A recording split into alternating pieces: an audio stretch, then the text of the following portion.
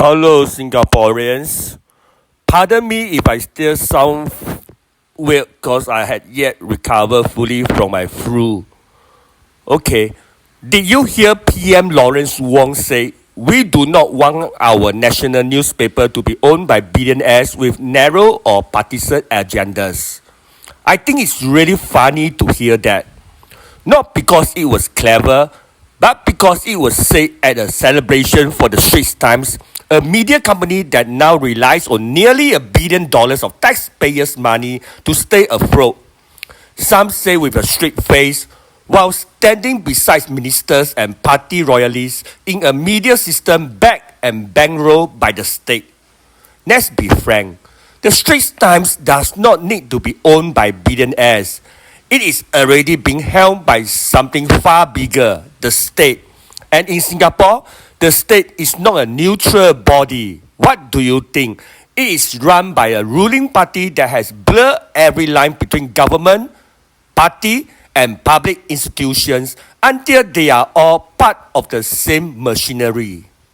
That machinery has access to trillions, and it is more than happy to hand over $900 million to trusted nation-building media while telling the public it is about protecting journalism from the influence of billionaires.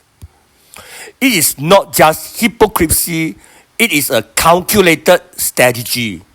A controlled media environment that works hand in hand with a political class that sees itself as untouchable, a political class that draws $1 million salaries, owns landed properties, lives far from the ground, and pushes policies that keep the wealthy comfortable while more and more ordinary Singaporeans are struggling to get by.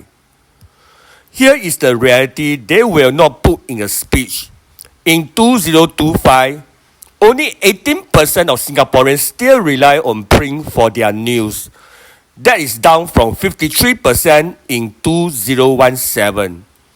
TV news is also losing ground, dropping from 57% to 43% in the same period. Even social media news has dipped slightly from 61% to 54%, but online news overall has held steady at 85%, and 85% of people get their news for free. So, why is this almost $1 billion of public funds going to prop up a media company producing a product most people no longer use? Because the point is not to serve readers. The point is to serve power.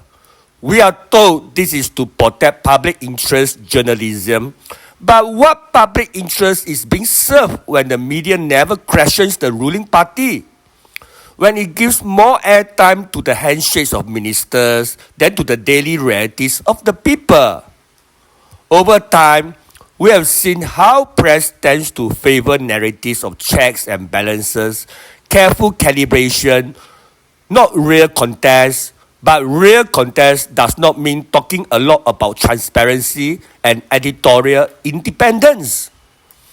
When it came to the $900 million funding for SPH Media Trust, did anyone in the House actually oppose it or suggest a better alternative?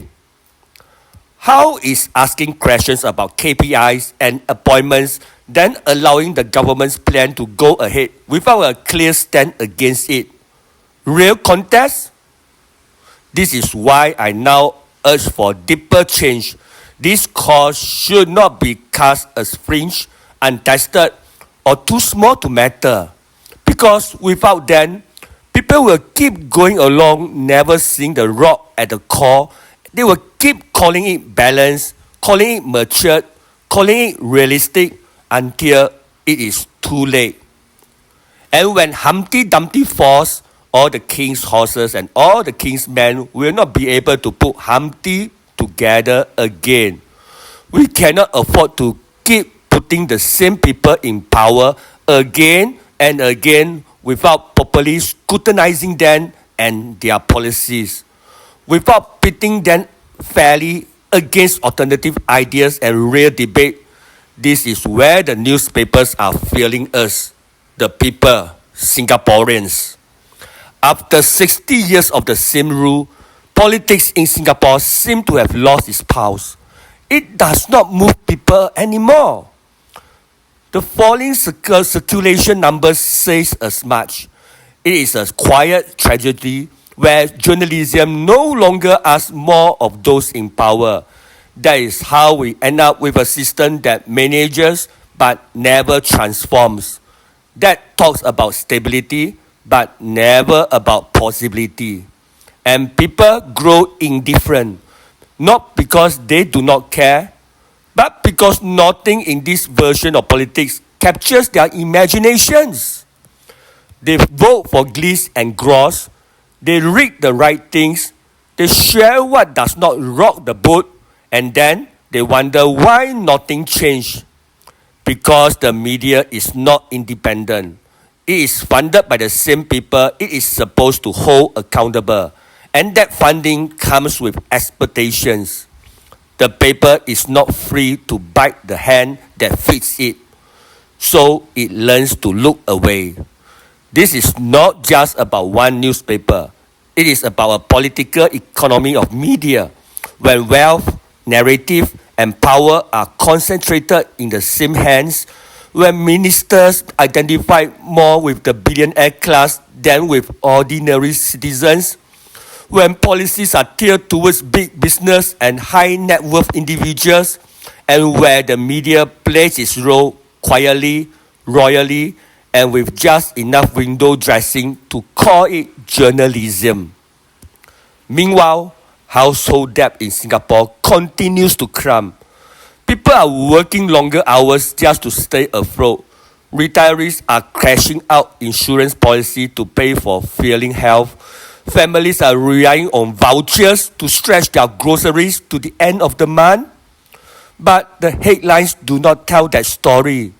The headliners are full of trade summits and ministerial walkabouts, press releases disguised as news. The real signals: rising debt, eroded savings, growing insecurity are buried beneath soft focus features and one-sided praise. The policies tilt upwards, the pain trickles down, and the press keeps the focus elsewhere. That is not accidental. That is design.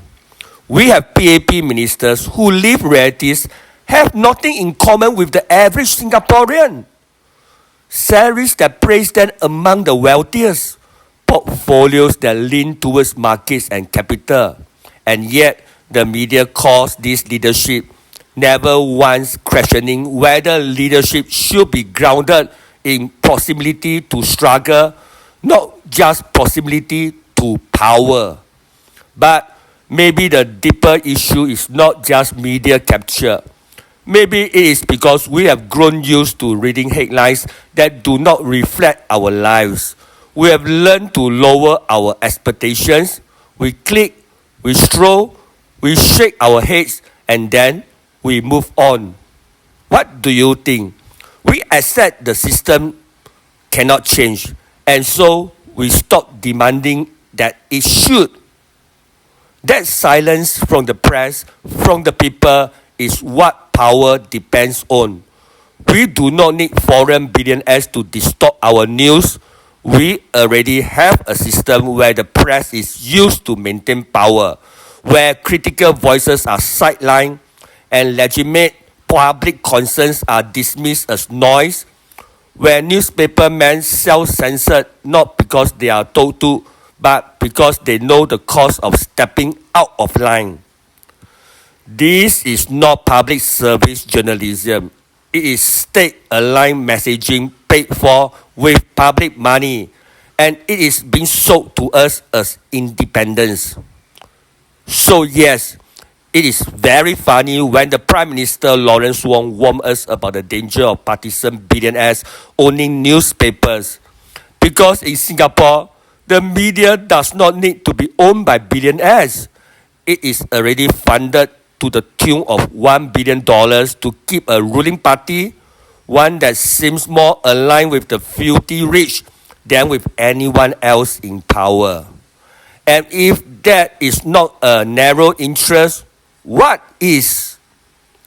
Lastly, I would love to hear your thoughts. I am Ben Puah. Thank you.